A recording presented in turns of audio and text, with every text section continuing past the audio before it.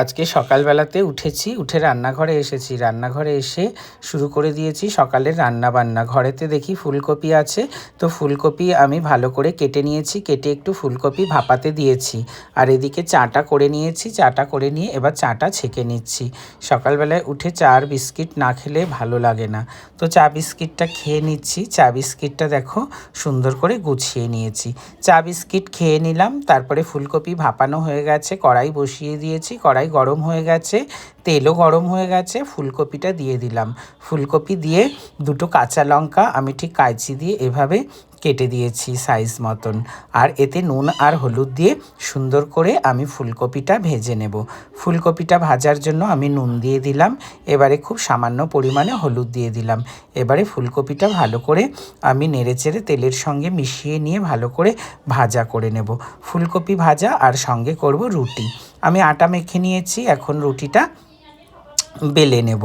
তো রুটি বেলতে আমার বেশ ভালোই লাগে, কিন্তু যখন প্রথম রুটি বেলতাম তখন খুবই ভয় পেতাম। কারণ রুটি গোল হবে না রুটি বেঁকা হবে না রুটি ম্যাপ হয়ে যাবে, বুঝতে পারতাম না।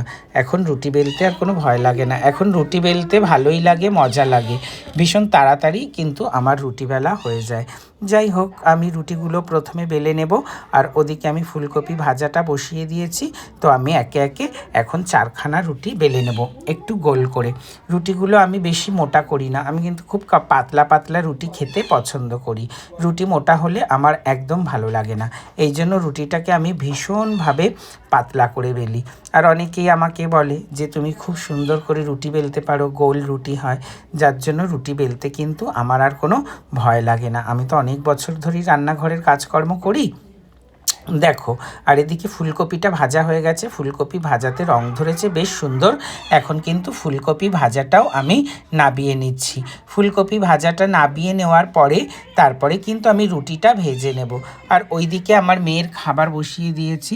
ফুলকপি ভাজাটা নাবিয়ে নিলাম, কড়াইটা আমি নিচে নাবিয়ে রেখে এবারে চাটুটা বসিয়ে দিয়েছি। চাটুটা গরম হয়ে গেছে, এবারে রুটি আমি ভেজে নেব ভালো করে। তো রুটি দেখো আমি ভালো করে সেঁকে নিচ্ছি। রুটি ফুলে একদম পুরো বলের মতন।